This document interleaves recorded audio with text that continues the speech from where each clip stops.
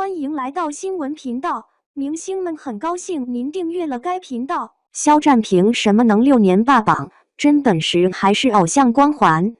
全球100大电视剧榜单，这可不是某个酒漏鱼榜单随手编俩英文字母唬人的那种。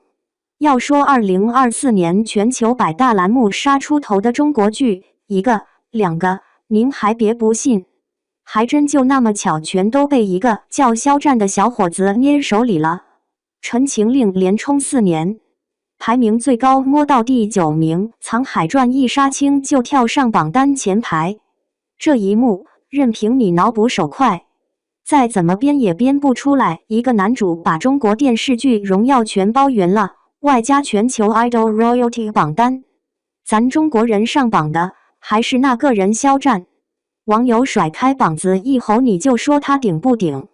可是顶流年年换，内娱赛道如过山车，肖战硬是靠啥6年杠住不倒？真是他有外挂，还是咱们这娱乐圈水浅王八多？各位看客，今天咱就砸吧这个占性大男主的进阶之路，到底有几分是天命加持，有几分是能力兑现？又有多少大众迷之打捧偶尔真香现场？一个男主撑起半边天这词儿，大概是古装剧营销群最想搂的一句广告词。可肖战这位选手非得来点极限拉满。你看《陈情令》，主角时长能占全剧70%，已经不低了吧？再看《藏海传》，直接干到85%以上，网友直呼含战量高就好看。这话搁东北街头小饭桌一唠，估计都得抿着了。那以后暑期档就等肖战定制指南呗。别说，数据打架确实好使。想想看，《藏海传》一播出就杀到全球100大榜，而 Idol Royalty 周榜这边肖战又是周冠，唯一上榜中国艺人，都被战浪卷得满天飞，一浪高过一浪。最逗的是，正当大家还在研究人均大男主配额怎么分配的时候，肖战粉丝已经在网上排队炫耀。黑粉这会子连个槽都喷不出来，别喷了，人家榜单能糊弄国际吗？正反双方吵来吵去，似乎一个问题一直绕不开，肖战凭啥板凳坐得住6年不倒？真就因为含战量高？还是说每年内娱选秀大浪淘沙，只有战哥这个沙粒愣是蹭出来了金子光？咱们复盘一下肖战的这波成长曲线。2019年《陈情令》横空出世，别说科班出身没用，这颜值、业务能力加一锅端，直接让肖战爆成神仙流量。观众一边熬夜刷剧，一边心甘情愿被安利。粉圈口号天天变花样，含战量不足不给高分。可一招鲜能吃6年饭，这世界搁谁身上都不多见。于是乎，黑子们来了，过气小生、流量皮包公司、运气型演员，各种阴阳怪气各路都有。但现实就是这么打脸，肖战这6年不是靠摆烂混着，这人每一步都稳着走。陈情令之后再来藏海传，戏份占比不说满天飞，起码是主角的王炸。更离谱的，同期声拍摄，比起那些5毛钱配音大军，肖战敢录真声，这底气，搁现在的偶像小鲜肉身上，你找找有几个敢这么赤条条上场的？再说观众反馈，藏海传爆了之后，不仅小姑娘追着大爷大妈也能唠上几句，成了家喻户晓的热搜王。没办法，群众的眼睛最雪亮，喜不喜欢一眼就看明白。当然啦，每个爆款之子后头都有一堆质疑，什么运营资源说，粉丝打头说，内娱饭圈为流量论，说的跟黑社会一样。可谁也不能否认，人家榜单成绩和热度全靠观众一票一票砸出来的，迪士尼买版权，国际号召力榜单20多次力挺，周榜第1铁打不变，那数据搁这摆着，别说内娱，搁国外也是神话级的成长曲线。可这其中到底几分真本事，几分资源推手，吃瓜群众永远有词，你品，你细品。按理说剧情推到这里，照惯例该收尾了，好日子该来了吧？但你风波下面总有暗流。肖战万众追捧的唱反调的声音也是一车一车的拉。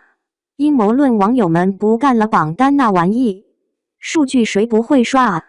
粉丝会打头，羊毛薅的都是自己人。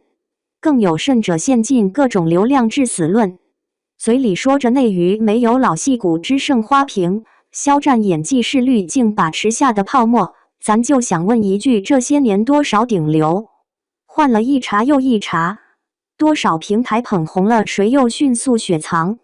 偏偏肖战这口锅，各路键盘侠就喜欢盯着不撒手。平心而论，娱乐圈里套路一箩筐，捧一个人容易，但捧6年难。每一个持续高光的明星背后，都有一堆努力和辛酸。当初肖战被曝真声出演，业内一片叫好，但吐槽声音也不少。就这，不还是偶像派吗？有网友评论同期生没啥了不起，演技才是硬道理。可问题来了，观众里头有人真在乎演技吗？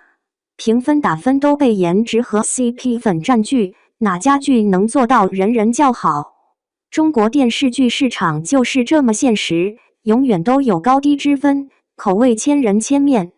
最有意思的是，每当肖战又上新榜，热搜里永远能找到滔天水军论，但戏吧榜单背后 ，Idol Royalty 虽主打数据，但迪士尼买剧这茬，那是国际市场真实选票。不管你承认不承认，肖战的确带着中国电视剧走到世界面前。可从这些年反转来粉级对立、饭圈刷榜、恶意爆财，合计这么一算，肖战身上这全球爆火侦探帽，可不仅仅是光环，更多的是一层一层防弹衣，顶峰之下也不缺伤痕。故事推到这儿，突然又出个反转，2024年《藏海传》一上架，直接全球爆了，连带着肖战热直冲天际。要说营销，要说资源，国内外这么多桩全包圆了，偏偏肖战粉丝嗓门还最大。内娱全体流量全靠他一棵大树遮阴。这次关键出现在哪？迪士尼买下正版同步播出，全球热搜榜单冲榜一个没落下，真正把中国古装剧带到国际赛道。面对一大堆日剧、美剧、韩剧的夹击，人家肖战就带着中国爆剧杀出重围。想有几个国内男演员能做到这一点？更别提连续6年稳居顶流位置，哪个热点能没他名字？这时候再回头看当年内娱里那些流量泡沫，说只会营销说，是不是有点打脸？往前数数，这几年顶流来去如走马灯，倒得快的比手机换新都勤快。如今肖战却是一匹耐力王，榜单、热度、作品、群众缘件件齐全。这也没啥巧合，全靠能力真刀真枪拼的。同期生拍摄，挑战自我，为难度大的角色拼命琢磨。战歌的进化不光靠样子，更靠下苦功。再想想网友们呼喊的韩战量越高越好看，你不得不服，原来观众不是傻子，真正有料的东西谁都能看出来。饭圈的确闹腾，可路人粉用脚投票，就这么实诚。就像妈宝男跟夜店女说咱俩天生一对，人家一瞅真有钱，够意思，也可能真心动。热度越高，争议越大。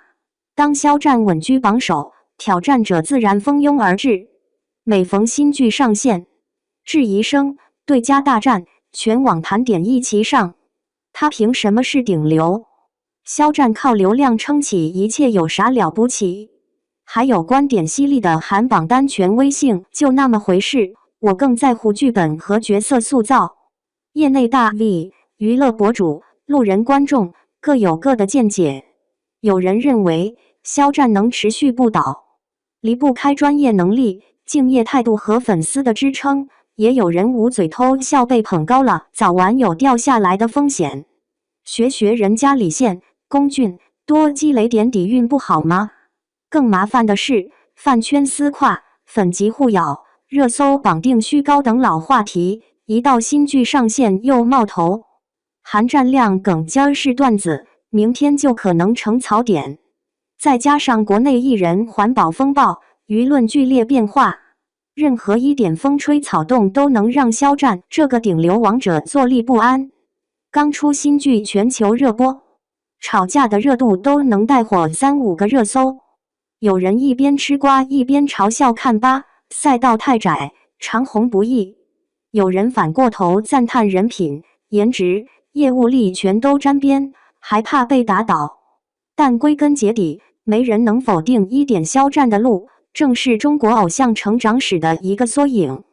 风风雨雨数年，黑红交加，靠的不是偶然，而是一次次实打实的解锁新成就。虽然争议不止，但只要剧好人红，有人买账，这牌坊才立得住。说来说去，肖战之所以能成为中国剧集的门面担当，靠的不是虚火粉捧，而是作品、实力和观众缘的3件套。黑子喊破嗓子刷过滤镜，榜单数据赤裸裸处纳。你要真觉得榜单没用，迪士尼都买单了，你咋解释？不过正话反说，有些人就是不服你厉害你上。可怜这些年榜上榜下的新顶流，一个赛一个昙花一现，还没等肖战喝完奶茶自己退场了。有些网友还打趣，肖战这种偶像正义化身，走哪儿都顶得住，这不疯了才怪。还是老话，人怕出名猪怕壮，肖战再能打，他也不是铜墙铁壁，粉圈别一时激情护主，伤着了偶像的路子。咱普通观众吃瓜的时候，顺便琢磨下一个撑得了6年的顶流会是谁？靠资源、靠人气、靠作品，还是靠命好运气？咱们静观其变，万一真轮到你了呢？肖战6年顶流到底是实至名归，还是中国娱乐圈资源的超级偶像炼成记？全靠韩战亮才能引爆收视，还是观众被粉圈营销卷得没得选？你觉得下一个能打破肖战魔咒的选手，会来自业务能力、长相，还是一波黑红流量？欢迎评论区交锋，咱们一人一句，听听网友们的高见。